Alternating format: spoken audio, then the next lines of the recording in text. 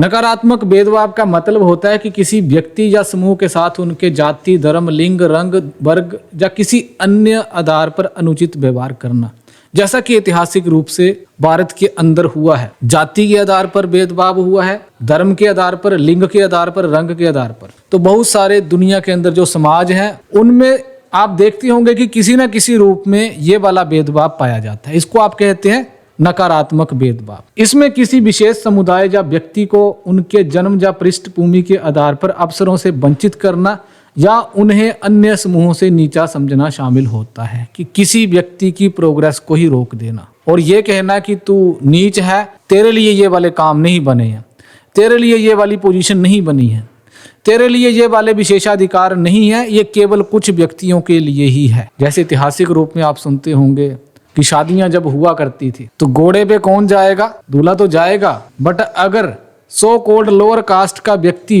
कहीं हिम्मत कर पाए उस घोड़े पे बैठकर अपनी बारात लेके जाने को, तो उसकी पिटाई तक हो जाती थी। ऐसे इंस्टेंसेस पाए जाते थे। तो ये क्या था? उनके द्वारा कहा गया था कि ये विशेषाधिकार केवल हमें मिला है, आपको ये विशेषाधिकार नहीं मिला हुआ है। विशेष समुदाय या व्यक्ति को उनके जन्म या पृष्ठभूमि के आधार पर, जन्म यानी कि तू इस जाति से है, तू इस धर्म से है, तेरा लिंग ये है, तू स्त्री है या पुरुष है, किस वर्ग से है, गरीब है या अमीर है, या किसी अन्य आधार पर अनुचित व्यवहार किया जाता है, अतार्किक व्यवहार किया जाता है जिसका कोई तर्क नहीं है। बस केवल कह दिया गया है कि तू अगर स्त्री है तो तू ये वाले काम नहीं कर सकता। केवल कह दिया गया है तू अगर शूद्र है, दलित है तो तू ये वाले काम नहीं कर सकता, आप इस पोजीशन पे नहीं पहुंच सकते। तो क्या है? उनकी प्रगति के मार्ग को रोक दिया गया है। अवसरों से वंचित करना या उन्हें अन्य समूहों से नीचा समझना शामिल होता है। इसको आप क्या बोलेंगे? नकारात्मक भेदभाव।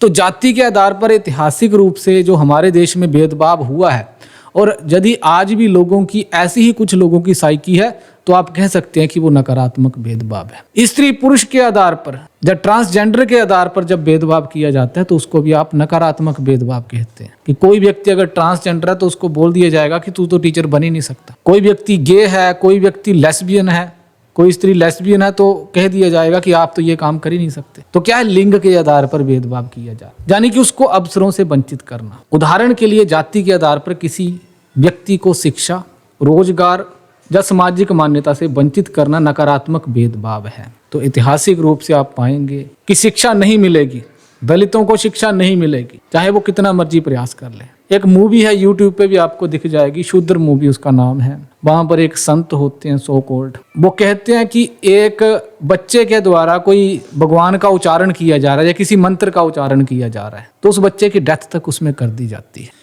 अब रामायण में जब आप पढ़ेंगे तो आप पाएंगे कि शंभुक नाम का एक बच्चा था, शूद्र था, उसके द्वारा वेद सुन लिए गए थे।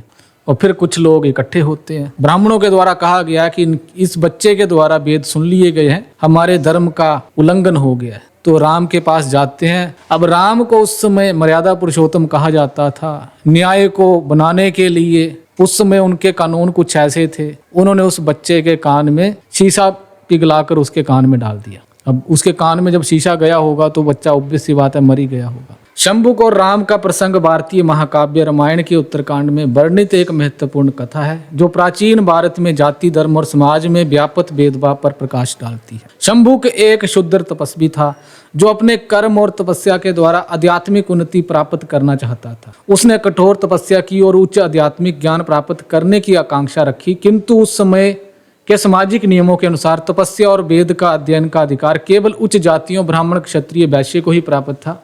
शूद्रों द्वारा तपस्या को उस समय धर्म के विरुद्ध समझा जाता था। प्रसंग के अनुसार भगवान राम उस समय अयोध्या के राजा थे। एक दिन एक ब्राह्मण अपने मृत पुत्र के साथ राजा राम के पास आया और यह दावा किया कि उसके पुत्र की मृत्यु समाज में धर्म का उल्लंघन होने के कारण हुई है। यह कहा गया कि किसी निचली जाति के व्यक्ति द्वारा तपस्या करने के कारण धर्म का उल्लंघन हुआ है, जिससे अधर्म उत्पन्न हुआ और बालक की मृत्यु हुई। राम ने इस मामले की जांच के लिए शंभुक को ढूंढ निकाला जो तपस्या में लीन था। राम ने शंभुक से उसकी जाति पूछी और जब शंभुक ने स्वयं को शूद्र बताया और अपने तप का उद्देश्य समझाया तो राम ने उसे मार दिया। इस घटना के पश्चात माना जाता है कि ब्राह्मण बालक फिर से जीवित हो गया। तो क्या था? शंभुक को एक आध्यात्मिक उन्नति के लिए उसकी जाति के कारण उसको रोका गया। तो ये भी क्या था? ये नकारात्मक भेदभाव था कि एक व्यक्ति अपनी उन्नति के लिए प्रयास कर रहा है, आप उसको वैसा ही समझिए कि एक बच्चा दिन रात करके अपने आईएएस की तैयारी करता है, एचएएस की तैयारी करता है, और फिर दूसरी ही तरफ कुछ लोग आते हैं और वो कहते हैं कि ये आईएएस बना है, ये एचएएस बना है, वो तो तपस्या करके बन रहा है ना, तो मेरा बच्चा शायद बेरोजगार रहेगा। ये तो एक्सक्यूज फाइंड आउट करने वाली बात हुई। तो किसी के कारण क्या कोई व्यक्ति मर सकता है? मुझे नहीं लगता कि मर सकता है। तो ये एक प्रकार का आडंबर आप उस समय के समाज का आप समझ सकते हैं। यह समाज में असमानता, नफरत और असंतोष को बढ़ावा देता है और विभिन्न समुदायों के बीच भेदभाव की खाई को और गहरा करता है। नकारात्मक भेदभाव क्या है कि किसी व्यक्ति को अवसर की प्राप्ति करने में रोका जा रहा है, उसको अपनी क्षमताओं को विकसित करने में रोका जा रहा है, काबिलियत के आधार पर अपनी पोजीशन बनाने से रोका जा रहा है। और क्यों रोका जा रहा है? क्योंकि हो सकता है कि वह किसी विशेष जाति से हो, धर्म से हो, लिंग से हो, रंग से हो, वर्ग से हो, या किसी अन्य आधार पर। जैसे कि रंग का नाम यहाँ पे आ रहा है कलर, जिसको रेसिज्म बोलते हैं। अमेरिकन समाज में ये पाया जाता है। गोरे काले के आधार पर भेदभाव किया जाता है।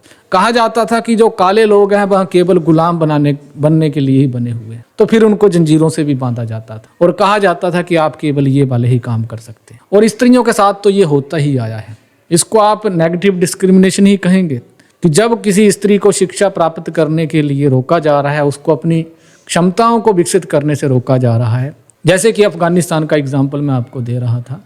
आज स्त्रियों को कहा गया है कि आप सेकेंडरी और हायर एजुकेशन हासिल नहीं कर सकती। अगर आपको घर से बाहर निकलना है तो पूरे ढक के निकलना है, अपने शरीर को, अपने मुंह तक को ढक के निकलना है, ऊंचे स्वर में बात नहीं कर सकती। तो इसको आप क्या बोलेंगे? इसको आप नकारात्मक भेदभाव बोलेंगे, क्योंकि नकारात्मक भेदभाव का मतलब है अनुचित व्यवहार किया जा रहा है किसी व्यक्ति के साथ, उसकी जाति, धर्म, लिंग, रंग, वर्ग या किसी अन्य आधार पर। इसमें किसी विशेष समुदाय या व्यक्ति को उसके जन्म या पृष्ठभूमि के आधार पर अवसरों से वंचित करना या उन्हें अन्य समूहों से नीचे समझना शामिल होता है। तो पहला पॉइंट आ गया। दूसरा पॉइंट है सकारात्मक भेदभाव। सकारात्मक भेदभाव, जिसे सकारात्मक कार्यवाही, अफर्मेटिव एक्शन भी कहा जाता है, का उद्देश्य उन समुदायों या समूहों को अवसर प्रदान करना है जो ऐतिहासिक रूप से भेदभाव और असमानता का सामना कर चुके हैं। इसमें सामाजिक या आर्थिक रूप से पिछड़े वर्गों को शिक्षा, रोजगार और अन्य क्षेत्रों में आरक्षण देना शामिल है, ताकि वह भी मुख्य धारा में शामिल हो सके और समान अवसर पा सके। उदाहरण के लिए अनुसूचित जाति, अनुसूचित जनजाति और अन्य पिछड़ा वर्ग के लिए सरकारी नौकरियों और शिक्षण संस्थानों में आरक्षण एक प्रकार का सकारात्मक भेदभाव है। इसका लक्ष्य समाज में समानता स्थापित करना और हाशिए पर पड़े समूहों को प्रगति का समान अवसर देना है। तो क्या कहा जा रहा है? सकारात्मक भेदभाव। ये जो आरक्षण दिया गया है ये एक प्रकार का सकारात्मक भेदभाव है, क्योंकि हम तो ये मान के चले हैं ना कि भेदभाव तो करना ही नहीं है, सभी को एक समान समझना है। राइट टू इक्वालिटी क्या बोलता है? सभी को एक समान समझना। तो फिर क्या आप किसी को भी एक रेस में खड़ा कर सकते हैं कि एक छोटा 5 साल का बच्चा है, आपने एक ट्रैक पे उसको खड़ा कर दिया, 10 साल के बच्चे को कर दिया, 15 साल के को कर दिया, फिर एक 80 साल के बुजुर्ग को कर दिया और कह दिया कि दौड़िए, जो पहले पहुंचेगा वो जीत जाएगा। तो संभावना किसकी है? संभावना उसकी है जो बिल्कुल जवान है। 80 साल का बुजुर्ग भी मजे मजे से छड़ी पकड़ के चला होगा और बच्चा हो सकता है कि उसको समझ ही ना आया हो कि रेस लगी है, वो कहीं और ही मुड़ जाए। तो क्या है कि सभी को एक लाइन में खड़ा करना भी उचित नहीं है। इसलिए समाज के उन वर्गों को जो ऐतिहासिक रूप से पिछड़े रहे हैं, जैसे कि आपको चोट लगती है, इसका मैं एग्जाम्पल देना चाहूंगा। आपकी बाजू में चोट लगी और आपने पट्टी से उसको सहारा दे के बांध लिया, तो इससे क्या कहेंगे आप कि जिसको पट्टी लगाई है वो हाथ भी वैसे ही काम करेगा जो बिल्कुल ठीक है, क्योंकि उसको चोट लगी है, इसलिए आपने उसको सहारा दिया है। लाइकवाइज जिसके साथ ऐतिहासिक रूप से शोषण हुआ है, डिस्क्रिमिनेशन हुआ है, जिसके साथ ऐतिहासिक रूप से नकारात्मक भेदभाव किया गया है, उसको सकारात्मक भेदभाव से ठीक किया जाएगा। यानी कि आग लगी थी, आग को किससे बुझाया जाएगा? पानी से बुझाया जाएगा। तो अब आग लगाई थी, किसने लगाई थी? सामाजिक मान्यताओं के द्वारा लगाई गई, धार्मिक पुस्तकों के द्वारा लगाई गई थी, समाज के उस समय के जो लेवल ऑफ कॉन्शियसनेस लोगों का था उसके आधार पर लगी थी। तो ऐतिहासिक रूप में यदि किसी के साथ कुछ गलत हुआ है, उसको ठीक करना भी तो फर्ज बनता है। तो उसको ठीक करने के लिए क्या तरीका अपनाया गया कि यदि हमने इतिहास में आग लगाई थी तो आज हम पानी डाल के उसको बुझाएंगे। आप ये नहीं कह सकते कि आग लगाई थी तो आग बुझे या ना बुझे, बस अब इस लाइन से आप शुरू कर दो और एक समान रूप से सभी को मान लो। तो ऐतिहासिक रूप में जो शोषण हुआ था उसको ठीक करने की भी जिम्मेदारी तो बनती है। तो सकारात्मक भेदभाव, जिसे सकारात्मक कार्यवाही, अफर्मेटिव एक्शन भी कहते हैं, का उद्देश्य उन समुदायों या समूहों को अवसर प्रदान करना है जो ऐतिहासिक रूप से भेदभाव और असमानता का सामना कर चुके हैं। ऐतिहासिक रूप से किसके द्वारा भेदभाव और असमानता का सामना किया गया है? जाति के आधार पर, लिंग के आधार पर, रंग के आधार पर भेदभाव हुए हैं, उनको ठीक करना फर्ज बनता है। इसलिए सकारात्मक भेदभाव किया जाएगा। सकारात्मक भेदभाव का मतलब क्या है कि उसको कुछ विशेष कंसेशन दी जाएगी, विशेष सपोर्ट दी जाएगी। इसमें सामाजिक या आर्थिक रूप से पिछड़े वर्गों को शिक्षा, रोजगार और अन्य क्षेत्रों में आरक्षण देना शामिल है। तो सामाजिक और आर्थिक रूप से पिछड़े वर्गों को जब आरक्षण दिया जाता है तो उसका विरोध भी किया जाता है, परंतु क्या उसका विरोध करना उचित है? उसका विरोध करना उचित नहीं है, क्योंकि जब दलितों को, शूद्रों को इतिहास में रोका जा रहा था शिक्षा हासिल करने के लिए, जैसे मैंने आपको एक स्टोरी बताई, तो शिक्षा हासिल करने से रोका जा रहा कि एक दलित का बेटा, एक शूद्र का बेटा शिक्षा हासिल नहीं कर सकता, वेद नहीं सुन सकता। तो यदि उसको, उसके पूर्वजों को उस अधिकार से वंचित रखा था, इसको भी ये अधिकार मिले तो उसके लिए विशेष प्रावधान किया जाएगा। उसको शिक्षा में, रोजगार में, जैसे कि रोजगार में बच्चों को रोका गया था कि आप किसी भी प्रकार के रोजगार को अपना नहीं सकते। मैंने कहा था कि क्या एक दलित, एक शूद्र ब्राह्मण का प्रोफेशन अपना सकता था? मंदिर का पुजारी हो सकता था? नहीं हो सकता था। क्या वह जमींदार हो सकता था? नहीं हो सकता था। तो वो जो अधिकार आपने जिससे वंचित उनको रखा था, अब आगे भी वह वंचित ना रहे, उसके लिए आरक्षण का प्रावधान किया गया। शिक्षा में प्रावधान किया गया, रोजगार में प्रावधान किया गया और अन्य क्षेत्रों में आरक्षण देना स्वीकार किया गया। आगे हम पढ़ेंगे कि ये जो आरक्षण की शुरुआत हुई थी, ये आर्थिक आधार पे हुई ही नहीं थी, क्योंकि एक दलित को, एक शूद्र को एडमिशन इसलिए थोड़ी ना मना किया जा रहा था कि उसके पास पैसा नहीं था। वो इसलिए मना किया जा रहा था क्योंकि उसकी सामाजिक पृष्ठभूमि क्या थी कि वो दलित था, वह शूद्र। तो पैमाना क्या था? सामाजिक पृष्ठभूमि। इसलिए यहाँ पर शब्द लिखा है, सोशल एंड एजुकेशनल बैकवर्डनेस बताई गई है। आर्थिक आधार पर आरक्षण का प्रावधान नहीं किया गया। तो क्यों देना है आरक्षण? शामिल है ताकि वे भी मुख्य धारा में शामिल हो सके और समान अवसर पा सके। अब ये आरक्षण शिक्षा में नहीं दिया गया होता तो शायद फिर कोई दलित, कोई शूद्र शिक्षा हासिल कर ही नहीं पाता, क्योंकि ये तो मजबूरी बना दी गई कि आपको इनको एडमिट करना ही करना है। जैसे कि 33% रिजर्वेशन अब कहा जा रहा है कि राज्य की विधानसभाओं में और लोकसभा में दी जाएगी महिलाओं की, तो उसमें क्या होगा? उसमें 33% महिलाएं ही चुन के आएंगी, उसमें पुरुष चुन के नहीं आएगा। ये प्रयास ये है कि ताकि महिलाओं की रिप्रेजेंटेशन, प्रतिनिधित्व राज्य की विधानसभाओं में बढ़े और लोकसभा में बढ़े। उदाहरण के लिए अनुसूचित जाति, अनुसूचित जनजाति और अन्य पिछड़ा वर्ग के लिए सरकारी नौकरियों और शिक्षण संस्थानों में आरक्षण का एक प्रकार का सकारात्मक भेदभाव है। तो इसको आप क्या कहेंगे? सकारात्मक भेदभाव। इसका लक्ष्य समाज में समानता स्थापित करना और हाशिए पर पड़े समूहों को प्रगति का समान अवसर देना है। तो कुल मिला के बात ये हो रही है कि उस समय के शिक्षण संस्थान जो थे, या फिर आप 1950 से शुरुआत कर सकते हैं, शिक्षण संस्थानों में मेजोरिटी ऑफ द स्टूडेंट जो पढ़ रहे थे वो कौन से वर्ग से थे? या तो ब्राह्मण थे, क्षत्रिय थे या वैश्य थे। जो दलित और जो शूद्र थे वो बिल्कुल कम थे। इसी के साथ नौकरियों में जब बारी आती है तो नौकरियों में भी ये जो मैंने ऊपर के 3 जो वर्ण आपको बताए, इनकी रिप्रेजेंटेशन ज़्यादा थी, बल्कि बाकियों की बिल्कुल कम थी। और मैंने कहा कि 65%, जो आप कह सकते हैं कि 60% इस देश के अंदर अन्य पिछड़ा वर्ग है, उनकी रिप्रेजेंटेशन यदि आप नौकरियों में देखेंगे तो शायद उतनी नहीं होगी। उनकी पॉपुलेशन के हिसाब से उनकी रिप्रेजेंटेशन नहीं है। अब इसका तर्क ये भी दिया जा सकता है कि नहीं, जो सो कॉल्ड अपर कास्ट के लोग हैं वो इंटेलिजेंट हैं, इसलिए वो उस फील्ड में आ रहे हैं। पर उसी के साथ हमें समझना पड़ेगा कि वो इंटेलिजेंट कैसे हुए, क्योंकि पिछले 5000 सालों से आपके द्वारा एक ही काम किया जा रहा है, शिक्षा का काम किया जा रहा है। प्रशासन में आप थे। एक महाजन का बेटा व्यापारी बनने के काबिल इसलिए हो जाता है क्योंकि उसने वो कौशल अपने पेरेंट्स से लिया होता है। तो सकारात्मक और नकारात्मक का मतलब समझ गए। स्वतंत्रता के बाद भारत के संविधान ने अस्पृश्यता को समाप्त किया।